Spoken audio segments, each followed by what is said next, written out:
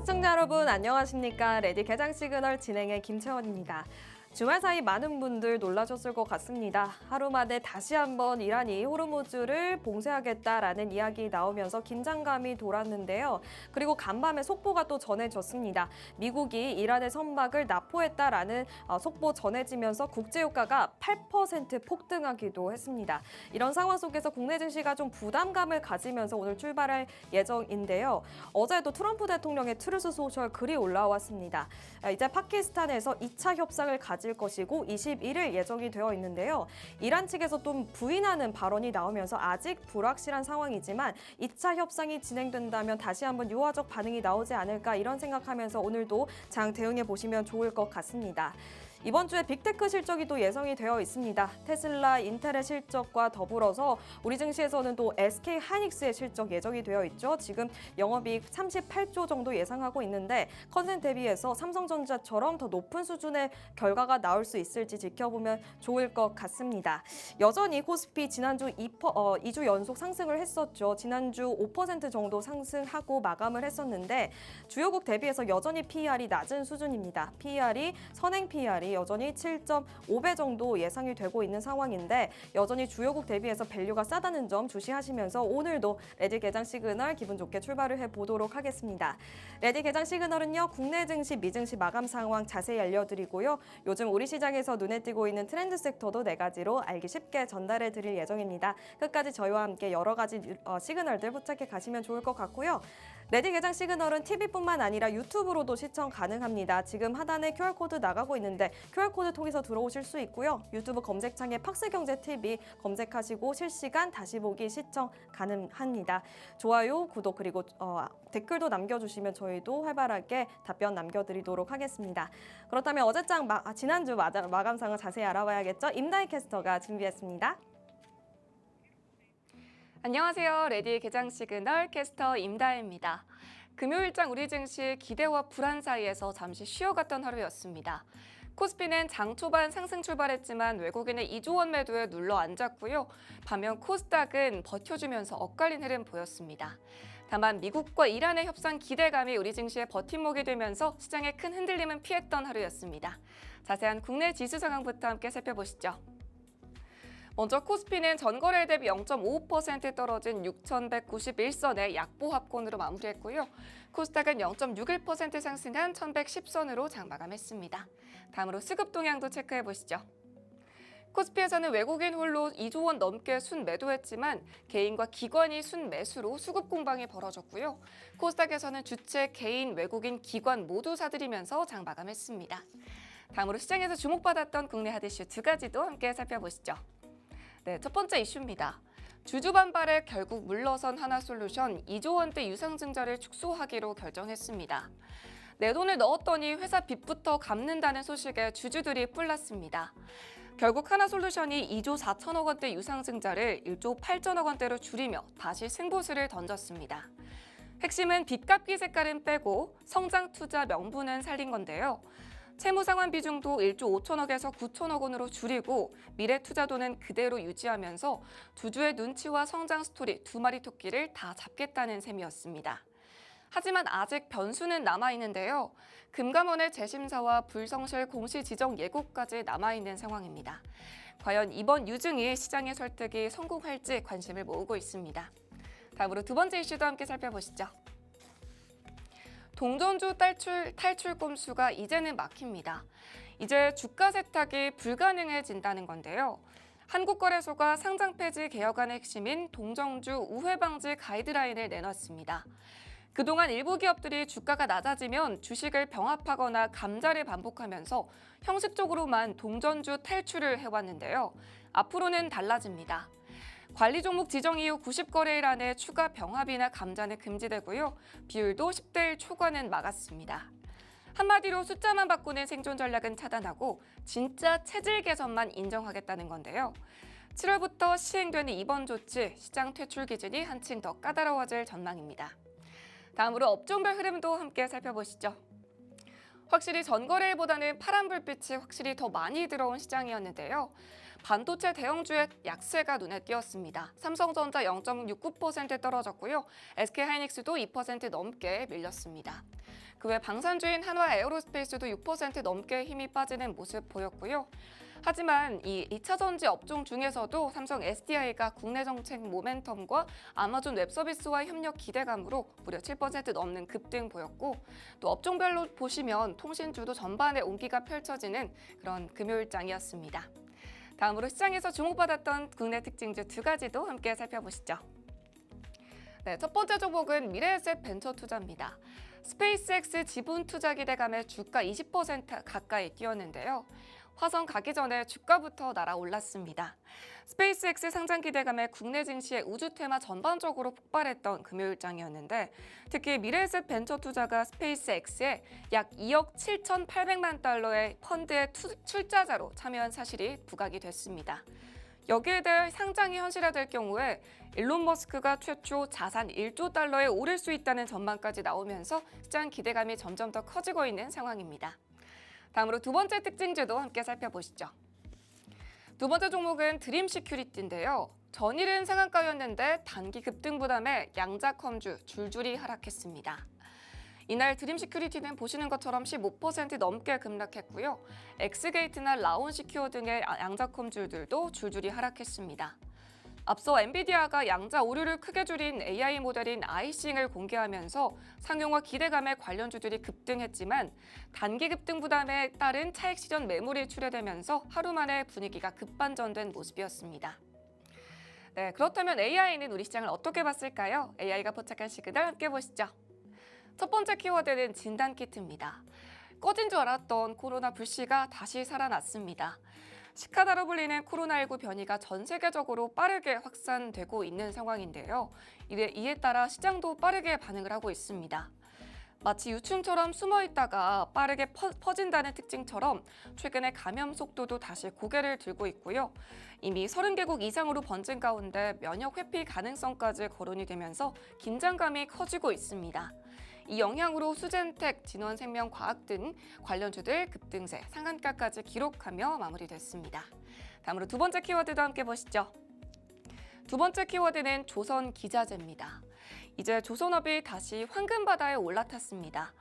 HD 한국조선해양, 하나오션, 삼성중공업 등의 빅3 조선업들이 연초부터 수주를 빠르게 쌓으면서 올해 목표 달성 기대감이 커지고 있습니다. 특히 LNG선과 유조선의 발주가 늘면서 업황의 중심이 더 단단해지고 있고요. 이 흐름이 이제는 엔진과 부품 등의 조선 기자재로도 온기가 퍼지고 있는 상황입니다. 보시는 것처럼 XTX 엔진과 나노, 한화엔진 모두 다 동반 급등 보여주면서 기자재 업체들까지 함께 수혜주로 급등되고 있는 상황인데요. 이렇게 조선업이 다시 황금항해를 이어가고 있다는 이슈까지 함께 보셨습니다. 이렇게 국내장 마감 상황 정해드렸고요. 다음으로 미증시로 넘어가 보겠습니다. 네, 미증시에서는 호르무즈가 열리자 다시 증시는 최고치로 화답했습니다. 이란이 해협을 완전 개방하겠다는 소식에 유가도 급락하고 금리도 내려가면서 S&P 500과 나스닥이 사상 최고치를 경신했는데요. 다만 호르무즈 관련 뉴스에 따라 장중의 변동성이 확대됐고 옵션 만기일까지 겹치면서 이 상승 탄력은 다소 제한되는 흐름이었습니다. 지수 체크해보시면 다우지수는 전거래일보다 1.79% 상승한 49,447선에, 기술주 위주의 나스닥 지수는 1.52% 오른 24,468선에, S&P 500 지수는 1.2% 상승한 7,126포인트에 마감됐습니다. 다음으로 시총 상위주들의 움직임도 함께 보시죠.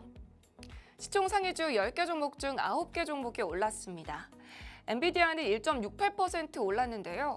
오펜하이머가 블랙웰 울트라의 성능을 긍정적으로 평가하면서 목표 주가를 265달러로 발표했습니다. 거기다가 호르무즈 해협의 개방 호재와 겹쳐지면서 1.6% 넘게 올랐고요. 알파벳은 미국의 전력회사인 니소스에서 알파벳에 장기적으로 에너지를 공급하겠다는 소식이 호재로 작용하면서 1.99%, 2% 가까이 올랐습니다. 그 외 애플도 2.59% 올랐는데요. 중국에서 1분기 아이폰 출하량이 전년 동기 대비 20% 이상 급증했다는 소식에 상승 탄력을 불어넣었고요. 마이크로소프트는 0.6% 상승했습니다. 아마존 역시 0.34% 상승했는데 이 역시도 니소스에서 아마존에 전력 공급하겠다는 소식이 있었고 거기다가 미디어 기업인 팍스에서 아마존 웹서비스 파트너십을 확대했다는 호재까지 겹치면서 상승 탄력을 이어갔습니다. 다음으로 브로드컴도 호르무즈 해협 개방 소식에 2% 넘게 상승했고요. 메타도 1.7% 상승했지만 시간의 거래에서 대규모 구조조정 소식이 있었기 때문에 시간의 거래에서는 약보합권에 머물기도 했습니다. 그리고 테슬라는 대만에서 2나노 AI 칩을 만들 수 있는 엔지니어를 뽑겠다는 소식에 3% 가까이 3% 넘게 올랐고요. 그 외 버크셔 해서웨이는 0.11% 떨어지고 월마트는 2.15% 상승하며 장 마감했습니다. 다음으로 미증시에서 주목받았던 특징주 3가지도 함께 살펴보겠습니다. 첫 번째 특징주는 크리티컬 메탈스입니다. 땅속에 보물인 히토류를 쥐면서 주가까지 함께 날아올랐는데요. 그린란드에 있는 세계 최대 히토류인 광산 탄 브리즈의 지분을 90% 넘게 확보하면서 사실상 경영권을 독점하는 구조가 됐습니다. 여기서 나오는 터뷴, 디스프로슘 같은 히토류는 방산이나 첨단 산업에 꼭 필요한 핵심 자원이라고 하는데요. 특히 패권 경쟁 속에서 중국의 히토류 의존도를 낮추려는 흐름과 맞물리면서 시장의 기대감이 더 크게 불어넣어졌습니다. 결국에는 히토류라는 제대로 된 금맥을 잡으며 주가까지 함께 거머쥐었네요. 두 번째 특징주는 일라이릴리입니다. 바이오주 쪽에서는 한 알의 경쟁이 치열하게 펼쳐지고 있습니다. 일라이릴리의 경구용 비만 치료제인 파운다요가 출시 이틀 만에 1,000건이 넘는 처방을 기록하면서 주가가 2% 넘게 뛰었습니다. 특히 경쟁사인 노보노디스크의 위고비와 비교해도 속도가 크게 밀리지 않는 모습이었는데요. 하지만 진짜 승부는 이제부터입니다. 앞으로 8주에서 12주간 재처방과 성장세가 유지되는지가 승자를 가릴 핵심 포인트가 될 겁니다. 결국에 환자들이 계속 찾게 되는 알력은 어느 쪽에 거실지 함께 지켜보셔야겠습니다. 네, 마지막 특징주는 넷플릭스인데요. 9% 넘게 떨어졌습니다. 돈은 잘 벌었지만 주가는 오히려 크게 빠졌습니다. 1분기 실적이 시장 예상보다 훨씬 좋았는데 문제는 앞으로였습니다. 2분기 전망이 기대보다 약했고 또 연간 가이던스도 그대로 유지되면서 성장 둔화 우려가 나타나고 있고요. 또 일회성 수익을 빼면 실적도 그렇게 기대만큼 크지는 않다라는 평가가 나왔습니다. 여기에 창업자인 리드 헤이스팅스의 이사회 퇴임 이슈까지 겹치면서 불확실성도 함께 커졌는데요. 결국에 잘 벌어도 부족하다라는 시장 반응 속에 주가는 10% 가까이 밀린 모습이었습니다. 네, 다음으로 유가와 금은 시세도 함께 체크해 보겠습니다. 네, 금요일장에서는 호르무즈 해협의 개방 소식이 있었죠. 그에 따라 유가가 WTI는 9% 넘게 떨어지면서 82달러 선에 마무리됐고요. 브렌트 역시 9% 넘게 하락하면서 90달러 선에서 마감됐습니다. 다음으로 금은 시세도 함께 보시죠. 금선물은 1.48% 떨어지 오른 48,790선에 마감했고요. 은선물은 3.98% 오른 81선에 마감됐습니다. 네, 주말 동안 호르무즈 해협이 닫혔다 열렸다 했는데요. 간밤 이란이 호르무즈를 재봉쇄했고 미국은 이란의 화물선을 납포하면서 다시 긴장감이 고조됐습니다. 미국과 이란은 내일 파키스탄 이슬라마바드에서 재협상을 벌일 예정입니다. 이 중동 불안감이 우리 증시에는 또 어떤 변동성을 가져올지 함께 지켜보셔야겠습니다. 하단에 있는 QR코드 스캔하시면 실시간으로 팍스경제와 함께 하실 수 있고요. 끝까지 저희와 함께 하시면서 실시간 시그널 포착해 가시길 바랍니다. 지금까지 레디 개장 시그널 캐스터 임다희였습니다.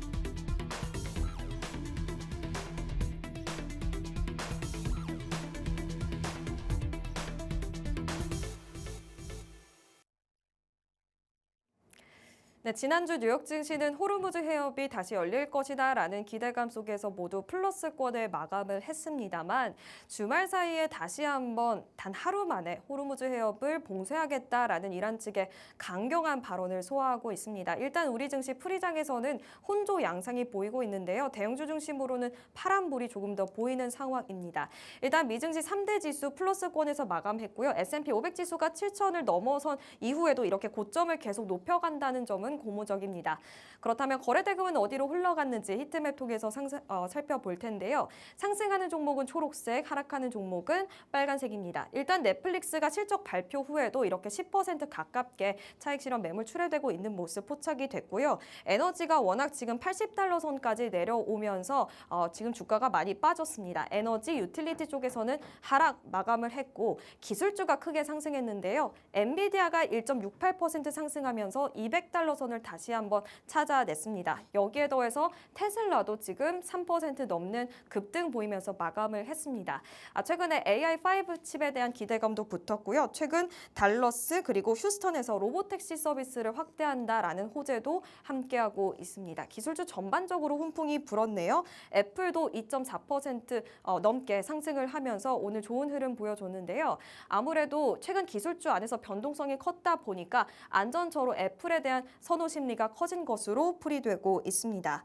마이크로소프트는 5거래일째 랠리를 펼쳐내고 있고요. AMD도 지금 13거래일 연속 상승하면서 AI발 CPU, GPU에 대한 수요가 여전히 크다는 점까지 확인해 볼 수 있었습니다. 그렇다면 시장을 움직일 여러 가지 이슈 살펴볼 텐데요. 오늘도 지정학적 갈등으로 출발해 보도록 하겠습니다. 주말 전까지만 하더라도 호르무즈 해협이 다시 열릴 것이다라는 기대감이 컸었는데 주말 사이에 다시 한번 이란 측의 강경한 발언이 나왔죠. 호르무즈 해협을 재봉쇄할 것이다. 이런 발언 나오면서 좀 부담을 갖고 출발하고 있습니다.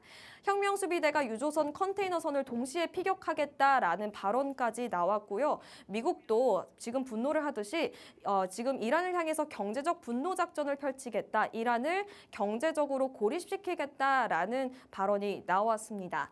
이란군의 휴전 기간 동안 우리는 미사일 드론 발사대를 개량하고 또 보충의 속도를 높여왔다라고 발언도 나왔습니다. 지금 그리고 최대한 쟁점 농축 우라늄을 만들어내고 있고 이란도 해외 이전은 절대 불가하다며 최근까지 계속 농축에 있어서 이슈가 있었는데 여전히 좀 강경한 발언이 나오면서 이슈가 지금 고조되고 있는 상황입니다. 지금 19일 뉴스, 어제 나왔던 뉴스인데요. 트럼프 대통령의 트루스 소셜 글이 올라왔습니다. 이란 측의 이제 대표단이 함께 파키스탄에서 만날 것인데 이런 관련된 기대감이 있었지만 지금 이 시점 이란에서는 좀 반발하는, 부인하는 보도도 나왔기 때문에 여전히 불확실성은 잔존하고 있는 상황입니다. 트럼프 대통령은 우리는 매우 공정하고 합리적인 제안을 하고 있다며 유화적인 발언을 하는 동시에 이란이 지금 이를 받아들이지 않는다면 모든 발전소 인프라를 무너뜨릴 것이다라는 강경한 발언까지 나왔다는 점 확인해 보셔야겠습니다. 이란이 휴전에 대해서 여전히 심각한 위반을 저질렀지만 우리는 협상에 대해서는 열려있다라는 스탠스까지 확인해 볼 수 있었던 트루스 소셜이고요. 내일 파키스탄에서 예정이 되어 있는데 관련된 이슈도 레디 개장 시그널과 체크해 보셔야겠습니다.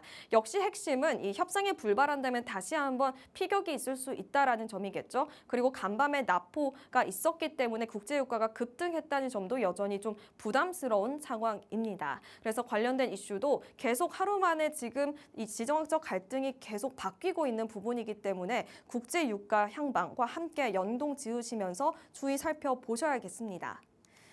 다음으로는 이번 주의 빅 이벤트죠. 케빈 워시의 청문회가 있을 예정입니다.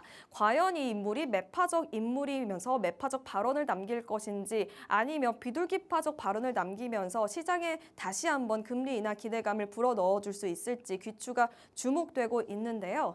일단 이번 워시 인준의 청문회의 최대 변수는 이 톰 틸리스 의원입니다. 공화당 인물인데요. 최근 연준의 독립성이 훼손되고 있다며 인준을 반대할 수 있다라는 발언까지 나오고 있습니다. 트럼프 행정부 측에서 제롬 파월의 수사를 진행하면서 계속해서 연준의 독립성을 훼손하는 움직임을 보여주고 있었죠. 지금 상원은행위원회에 공화당이 13명, 민주당이 13명으로 이루어져 있기 때문에 공화당이 여전히 우세한 상황이긴 합니다만 만약에 톰 틸리스 같은 공화당 의원이 한 명이라도 이탈을 하게 된다면 케빈 워시의 인준이 무산될 수 있겠습니다. 관련된 이슈도 여전히 불안감으로 잔존하고 있는데요. 만약에 케빈 워시의 인준이 통과되고 중동 지정학적 갈등이 완화되는 국면으로 이어지게 된다면 다시 한번 시장에 잔존하고 있는 이 긴축 공포는 해소될 수 있겠습니다. 과연 그가 매파적 인물인지에 대해서 좀 탐구를 하고 넘어가 봐야겠습니다. 2006년부터 2011년까지 FOMC 회의에 참석했었던 연준의 이사였고요. 그 당시 금융위기가 있었습니다. 2008년 금융위기 당시 인플레이션에 대한 우려를 계속해 왔었고 그 이후에도 회복 단계에서도 인플레이션에 대한 경계감을 놓치지 않았던 전통적인 매파적 인물로 해석이 돼 왔습니다. 하지만 근 1년부터 최근 좀 스탠스의 변화가 있었는데요.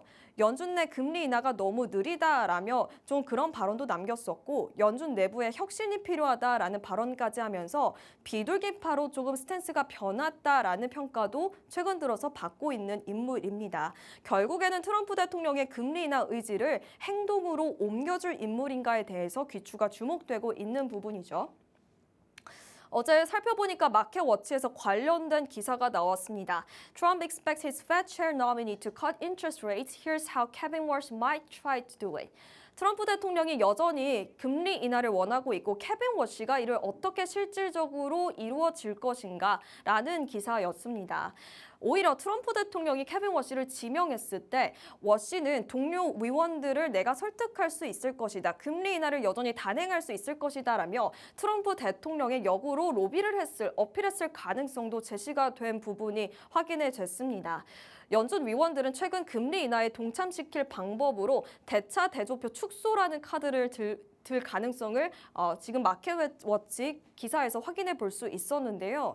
최근 연준 위원들, 대표적인 비둘기파 위원들도 금리 인하에 대해서 부담스럽게 생각하고 있는 상황입니다. 크리스토퍼 윌러 위원도 최근에 유가 상승으로 인플레이션을 우려한다며 금리 인하에 대해서 부담스러운 스탠스를 내비친 바 있고요. 스티븐 마이런 이사도 기존의 금리 인하를 4회 정도 예상을 했었는데 3회 정도로 축소해야 할 수도 있다라는 발언까지 확인된 바 있습니다. 그런 상황 속에서 대차 대조표를 축소하면서 금리 인하를 다른 위원들에게 좀 설득할 수 있을 것이다라는 예상이 기사를 통해서 확인한 바 있는데요. 케빈 워시의 과거 강연을 살펴보니까 대차 대조표 1조 달러 축소는 즉 기준금리 0.5%포인트 50bp 인상과 동일한 효과를 가지고 있다라는 부분 확인해 볼 수 있겠습니다. 결국 대차 대조표라는 긴축을 하는 동시에 트럼프 대통령이 원하는 금리 인하까지 할 수 있다는 부분을 설명하는 것이죠.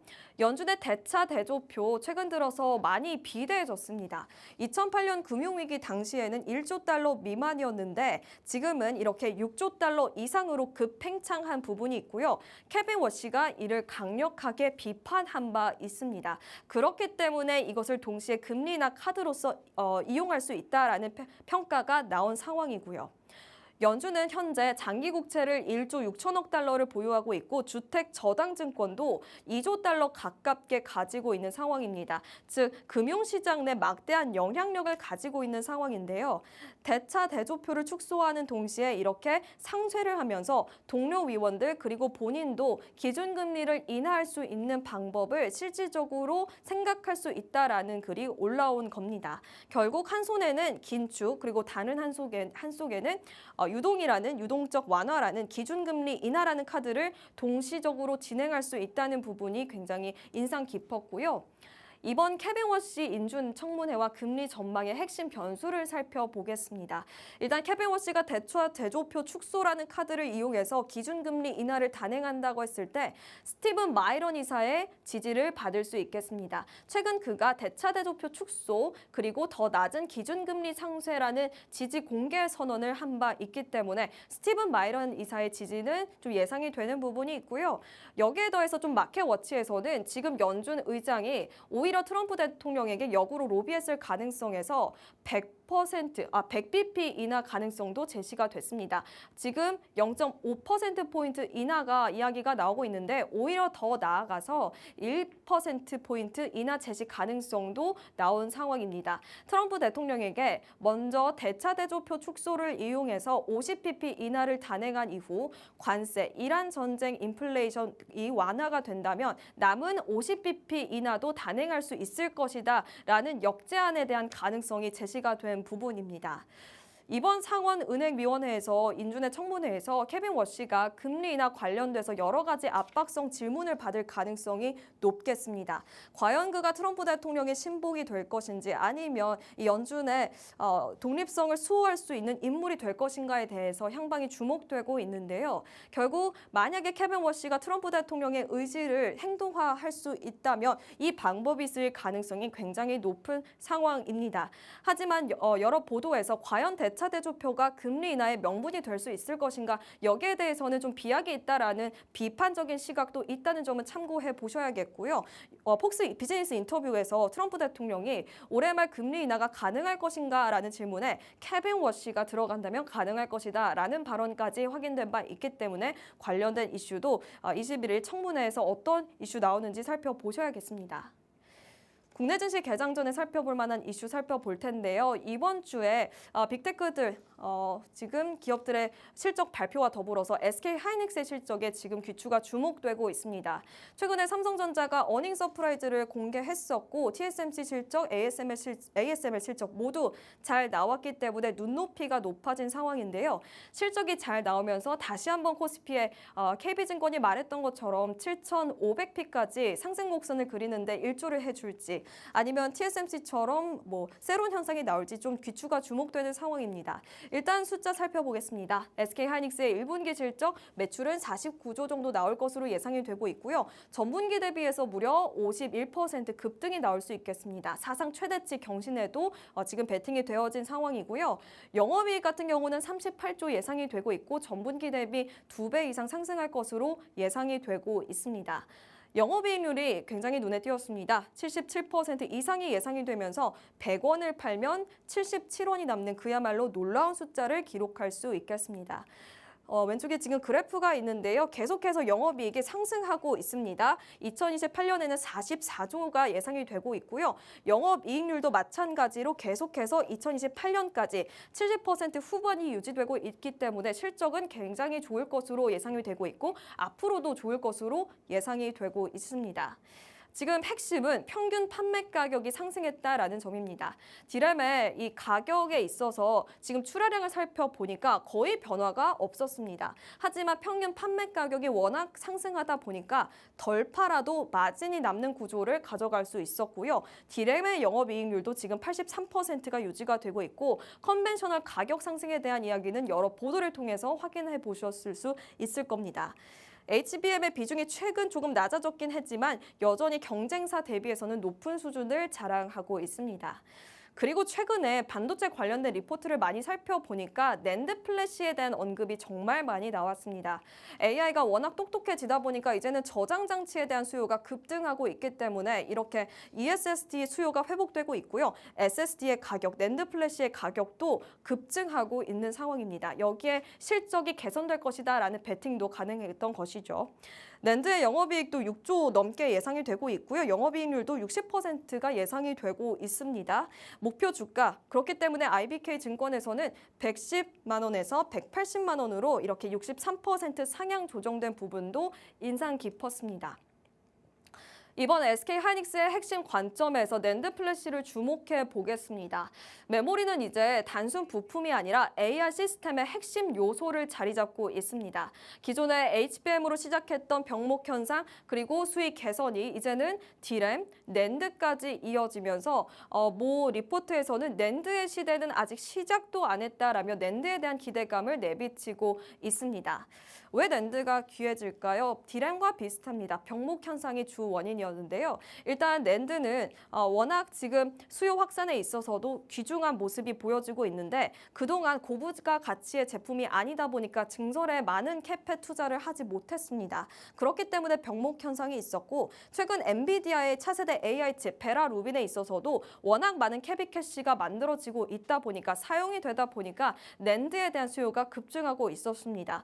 여기에 더해서 삼성전자도 GTC 2026에서 베라 루빈용 ESSD에 대한 발표가 있었죠. 그렇기 때문에 SSD, 낸드 플래시에 대한 관심이 굉장히 높아진 상황입니다. AI 추론 시대의 낸드, 저장에 대한 수요가 점점 더 커지고 있다는 점 주목해 보셔야겠는데요. 낸드, 방금 말씀드렸듯 기존에는 적자다, 고부가 가치가 아니다라는 오명이 있었습니다. 하지만 이제는 돈 버는 사업으로 변모하고 있는데요. 숫자를 좀 살펴보겠습니다. 삼성전자에 있어서 낸드의 평균 판매 가격이 굉장히 상승하고 있습니다. 248% 급증하고 있는데요. 디램의 가격도 지금 평균 판매 가격 221% 급등하면서 낸드가 앞으로 디램의 가격을 추월할 것이다라는 전망이 나오고 있습니다. 낸드의 영업이익률도 삼성이 66%, SK하이닉스 61%로 2005년 만에 최대 실적을 발표할 예정이고요. 2분기부터 낸드의 이익률이 HBM의 이익률을 초월할 것으로 예상이 되고 있는 만큼 낸드에 대한 기대감이 큰 상황입니다. 왜 가격이 폭등하는지 살펴보니까 이미 고부가 가치가 아니란 이유에서 감산이 누적됐고요. 재고도 지금 정상화되고 있고 ESSD 수요 회복이 맞물리게 되면서 낸드의 현물 가격이 상승하고 있고 LTA 장기 계약에 대한 가격도 함께 급증하고 있는 부분이 SK하이닉스와 그리고 삼성전자의 실적을 받쳐주고 있습니다. 앞으로 증설을 계속해야 할 것입니다. 계속해서 투자가 발표되고 있지만 리드 타임이 필요하기 때문에 지급 공급에 있어서는 문제를 완전히 해결하기 위해서는 시간이 좀 필요할 것으로 예상이 되고 있고요. 삼성전자, SK하이닉스, 중국의 팹리스를 이용해서 낸드를 더 많이 생산한다고 하고 있고요. 글로벌 기업들도 계속해서 증설을 하기 위해서 예상을 하고 있고 투자를 하고 있는데 2027년부터 본격적인 증설이 가능할 것으로 예상이 되고 있습니다. 결국 증설을 추진 중이긴 하지만 글로벌 데이터 센터의 공급에 차질이 있을 것으로는 여전히 예상이 되고 있고요. 투자 발표에도 불구하고 공급은 2, 3년 후에 본격적으로 시작이 될 전망입니다. 이렇게 국내 증시 개장 전에 살펴볼 만한 이슈 살펴봤고요. 저희 개장 상황 체크한 뒤 다시 돌아오도록 하겠습니다.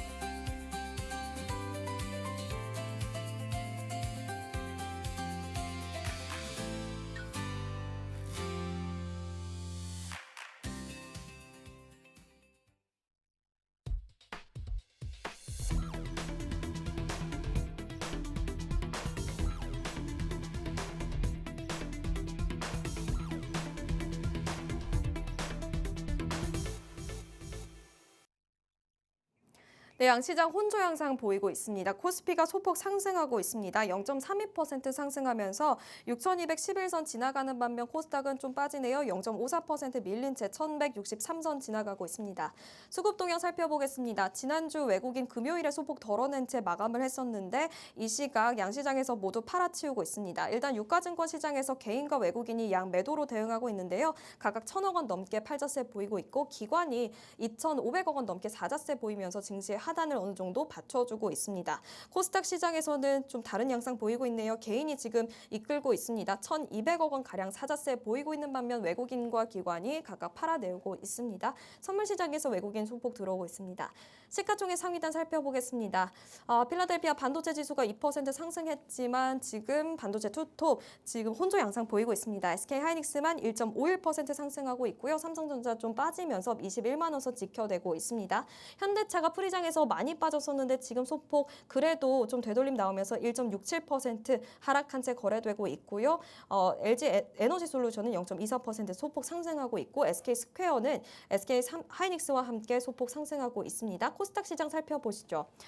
지금 전반적으로 파란불이 더 짙습니다. 에코프로 형제주들 1% 가깝게 밀리고 있고요. 알테오젠도 지금 소폭 하락한 채 거래가 체결되고 있습니다. 지금 바이오안에서는 지금 선별적인 흐름 보이고 있지만 그래도 바이오주가 조금 더 우세한 상황이고요.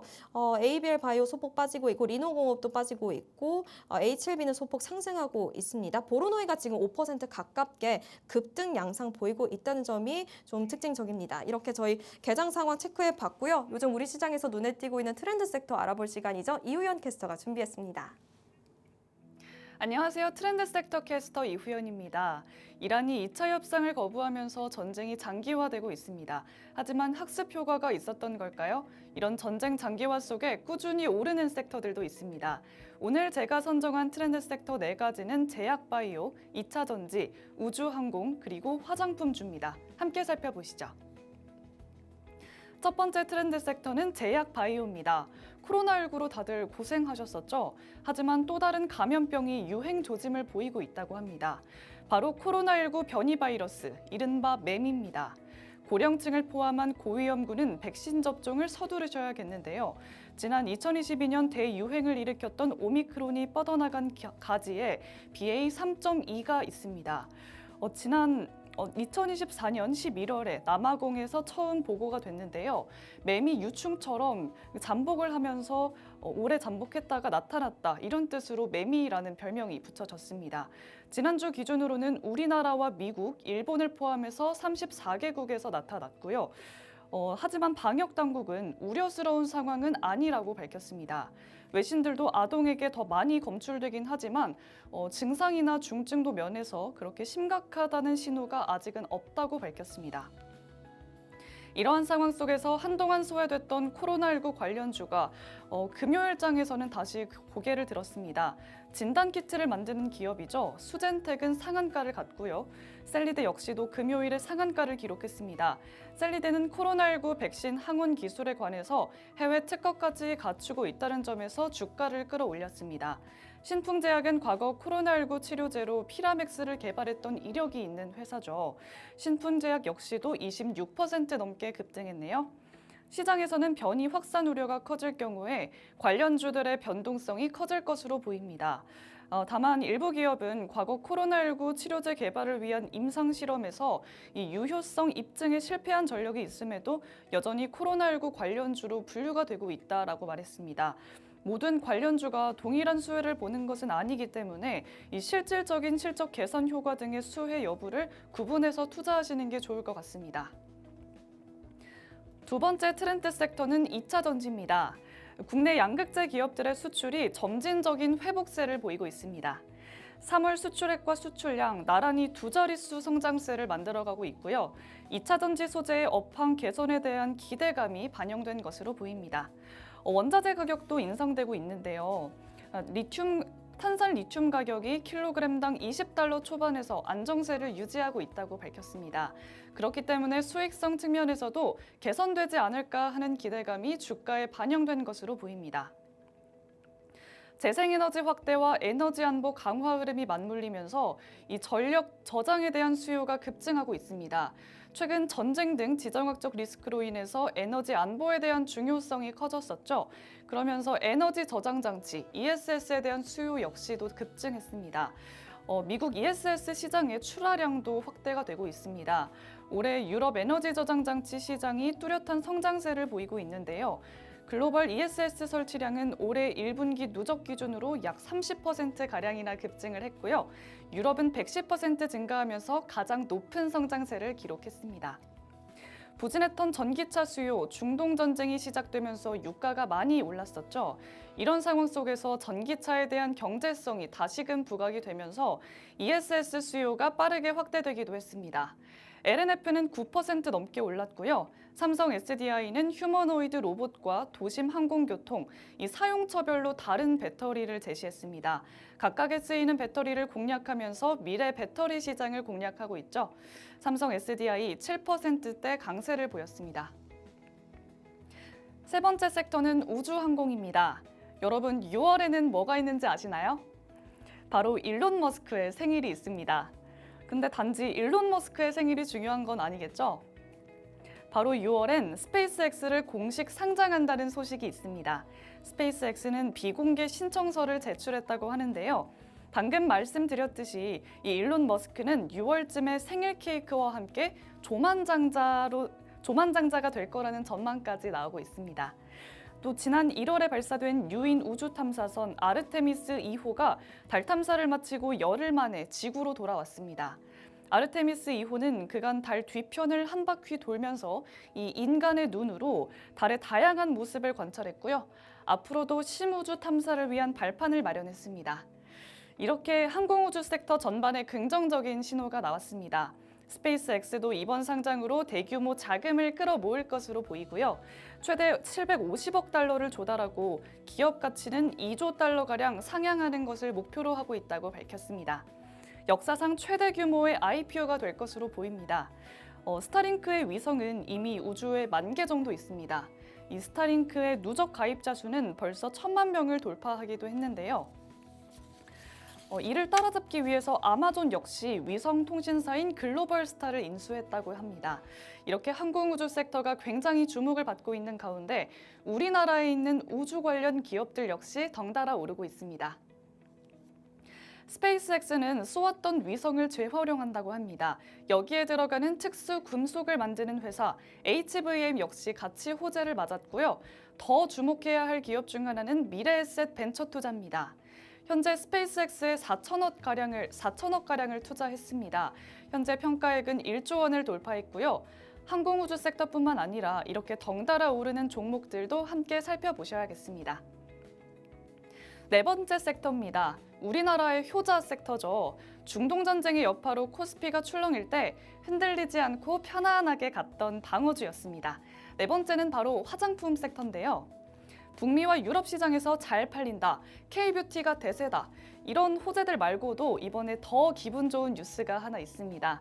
바로 오는 20일부터 오늘이죠. 트럼프 행정부가 시행했던 상호 관세를 환급해주는 체계가 가동된다 이렇게 밝혔는데요. 지난 2월에 미국 연방대법원이 트럼프 행정부의 상호 관세를 위법, 무효로 판단한 데 이어서 국제무역법원이 모든 수입자를 대상으로 환급 절차를 개시하라라고 명령을 했습니다. 이에 따라 국내 화장품 기업이 관세 일부를 환급받을 수 있다라는 전망이 주가를 끌어올렸습니다. 또 삼성증권의 연구에 따르면 관세를 수출자가 부담하는 비중이 큰 화장품 기업들이 수혜 업종으로 지목이 된다면서 미국 직판 비중이 높다면 환급액이 수백억 원대에 이를 전망이라고 분석을 했습니다. 이번 조치를 통해서 이 개별 기업들이 별도로 소송을 거치지 않아도 신청으로 환급이 가능해졌는데요. 이에 따라서 APR, 달바 글로벌 등의 국내 화장품 브랜드들이 관세 환급을 신청했습니다.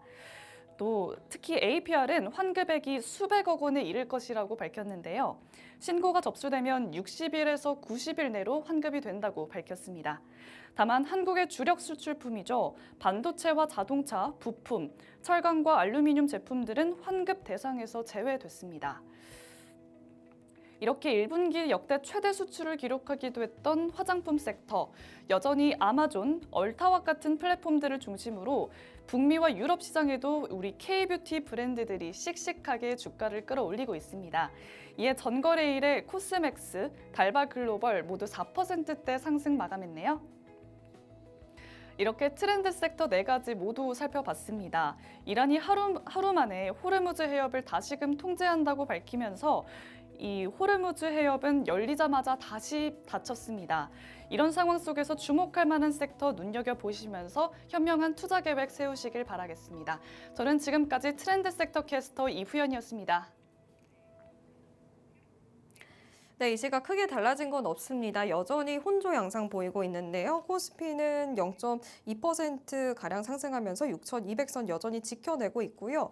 코스닥도 마찬가지로 0.38% 빠지고 있습니다. 1,160선 부근에서 움직이고 있습니다. 수급 동향도 크게 달라지지 않았네요. 유가증권 시장에서 여전히 개인과 외국인이, 개인이 지금 매도로 전환을 했네요. 외국인이 2천억 원 넘게 팔자세 보이고 있고요. 기관도 2천억 원 넘게 사자세 보이고 있습니다.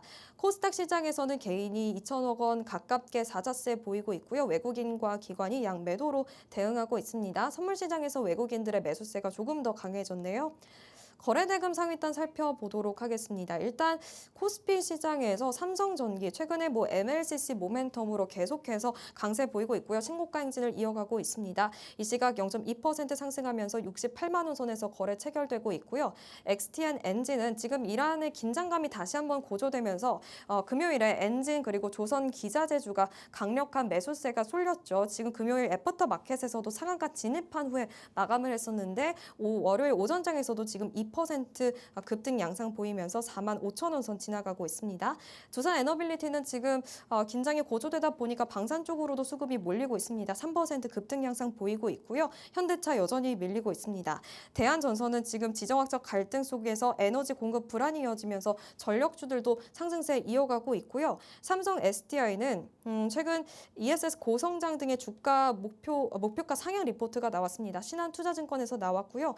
리튬 가격이 또 상승하면서 최근에 미국의 리튬 생산 업체 앨범안의 주가가 16% 폭등하기도 했었죠. 2차전지 관련주들도 개를 같이 하고 있습니다. 삼성 SDI도 상승하고 있고 지금 관련된 주가의 흐름도 계속해서 체크해 보셔야겠고요. 건설주들은 그동안 상승했던 것만큼 차익 실현 매물 나오고 있습니다. 현대건설도 1%가량 밀리고 있고 대우건설도 소폭 빠지고 있네요. 리튬 가격 상승하면서 포스코 홀딩스도 지금 2% 급등하고 있습니다. 코스닥 시장도 살펴보도록 하겠습니다. 지금 그래도 코스닥 시장 전반적으로 밀리는 가운데 바이오주 안에서는 매수세가 좀 들어오는 부분이 포착되고 있습니다. 알지노믹스가 있었고요. 학회 모멘텀도 함께하고 있습니다. 지금 알지노믹스 7% 급등 양상 나오고 있고 엑스게이트가 13% 급등, 광통신 관련주들도 지금 거래대금이 몰리고 있다는 점 포착이 되고 있습니다. 대한관통신이 2% 상승, 한국정보통신이 18% 급등 양상 보이고 있네요. 우리기술도 지금 4% 상승하고 있고 보로노이 지금 상승폭 더 대폭 상승되고 있습니다. 7% 급등 양상 보이고 있다는 점까지 확인이 되고 있습니다. 오늘 시간관계상 여기서 마무리하도록 하겠습니다. 저희는 내일 같은 시간 8시 반에 인사드리도록 하겠습니다.